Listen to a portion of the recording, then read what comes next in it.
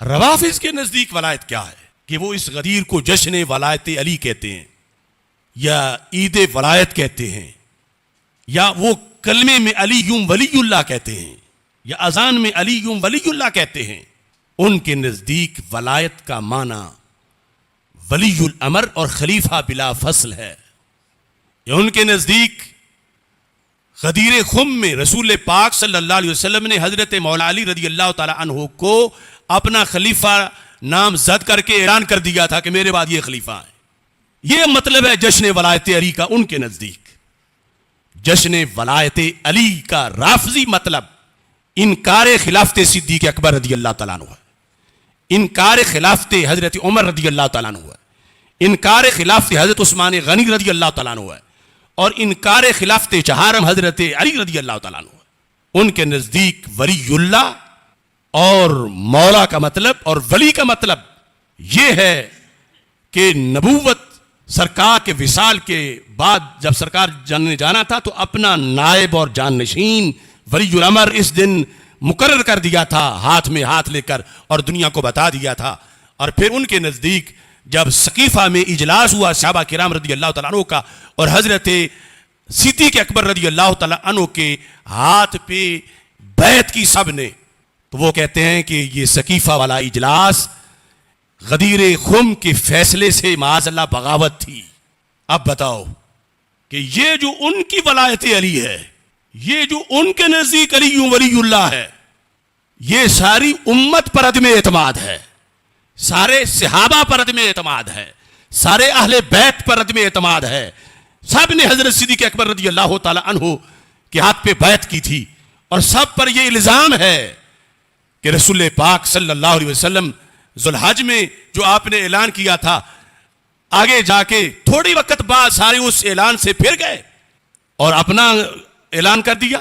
میں پوچھتا ہوں آج کے بگھوڑے منہاجیوں سے، تفصیلیوں سے اور لعان شاہ جیسے باغیوں سے کہ پوری 14 صدیوں کے اکابر کا مسلک تم عید غدیر کی خوشی میں دفن کر رہے ہو۔ کیا منہ دکھاؤ گے کل قیامت کے دن رسول اکرم صلی اللہ علیہ وسلم کو؟ کہ کیا سارے صحابہ معاذ اللہ اور سارے اہل بیت بھول گئے اس اعلان کو جو سرکار نے اعلان کیا ہو مولا کے لحاظ سے خلافت بلا فصل کا؟ اور یہ سارے سقیفہ بنی ساعدہ میں بیٹھ کر انہوں نے اس اعلان کو جس محبوب کے لیے جانے وارتے رہے، ان کا کیا ہوا اعلان سارے بھول گئے۔ یہ تانا دیا جا رہا ہے عید غدیر کے اندر امت کو، اور دینے والے پرلے درجے کے باغی ہیں، اسلام دشمن ہیں، یہود کے اعلیٰکار ہیں۔ اور یہ جو آج نئے نئے آئے ہیں جشن ولایت علی اور عید غدیر منانے والے، یہ انہی روافض کے چیلے ہیں۔ ہم نے بلا وجہ تو انگاروں کو مٹھی میں نہیں پکڑا تھا، ہم نے پہلے اعلان کیا تھا کہ یہ جس ڈگر پہ چل گئے ہیں ایک ایک کر کے ساری باتیں ان کی مانیں گے۔ لفظ مشہدی کبھی غیرت کا حوالہ تھا، آج کچھ بے غیرت لوگ مشہدی بول کے خمینی کے قصیدے پڑھ رہے ہیں۔ وہ ہمارے سجادہ نشین کا بے غیرت ماموں، اس نے خمینی کی شان میں پورا قصیدہ لکھا ہے، اور لعان شاہ مشہدی کہلوا کر آج وہ جشن ولایت اور عید غدیر منا رہا ہے۔ ان کے نزدیک غدیر کیا ہے؟ یہ موسوعۃ الغدیر کی پہلی جلد ہے، جلد نمبر 1 میں صفحہ نمبر 210 ہے۔ اس میں کیا لکھا ہے؟ وفی الشریعۃ الاسلامیۃ ثلاثۃ اعیاد ہامہ، کہتا ہے کہ شریعت اسلامی میں 3 اہم عیدیں ہیں، عید الفطر، عید الاضحیٰ، تیسری عید الغدیر۔ ایک تو یہ یعنی سرکار کی دنیا میں آمد کی عید ان کے اس لسٹ میں نہیں۔ پھر کہتے ہیں پہلی 2 تو عام ہیں، عید الفطر اور عید الاضحیٰ۔ وقد ظل الاخیر عیدا یبتہج فیہ المسلمون علی امتدادات تاریخیہ و جغرافیہ، کہ جو آخری ہے یعنی عید الغدیر، یہ صدیوں سے یعنی روافض وہ کہتے ہیں منا رہے ہیں۔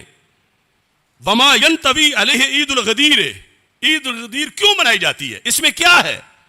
کہتے ہیں من ایحاءات حول احقیت اہل البیت بالخلافت الاسلامیہ، یہ عید اس جشن کے لیے منائی جاتی ہے کہ خلافت بلا فصل اہل بیت کا حق ہے۔ احقیت، احقیہ کہ مولا علی زیادہ حقدار تھے، کس چیز کے؟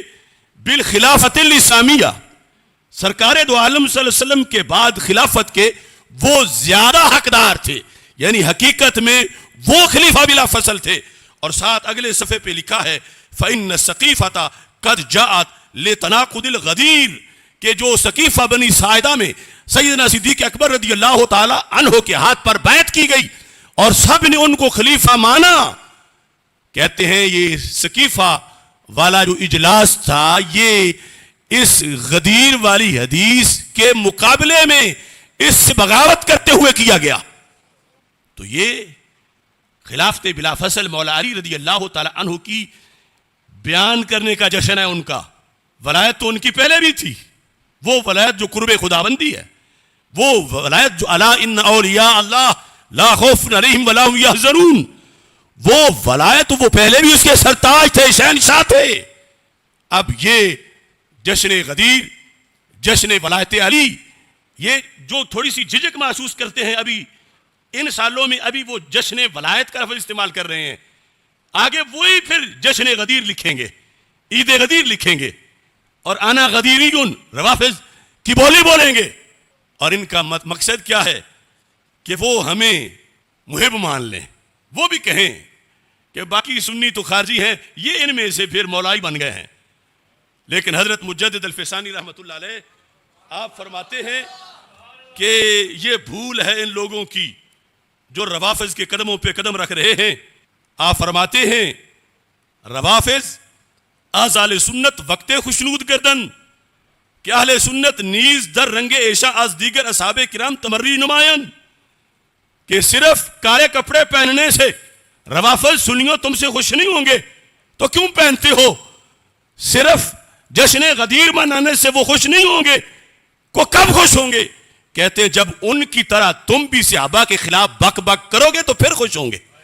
جس طرح کے جو اس ٹریک پہ چلے ہیں پھر صحابہ کے خلاف بھی بک بک کر رہے ہیں، تو ان سے سرٹیفکیٹ لینے کی تمہارے اندر یہ تڑپ کیوں ہے؟ وہ خود جہنمی ہیں، ان کا دیا ہوا حب علی کا سرٹیفکیٹ تمہیں جنت نہیں دے سکتا.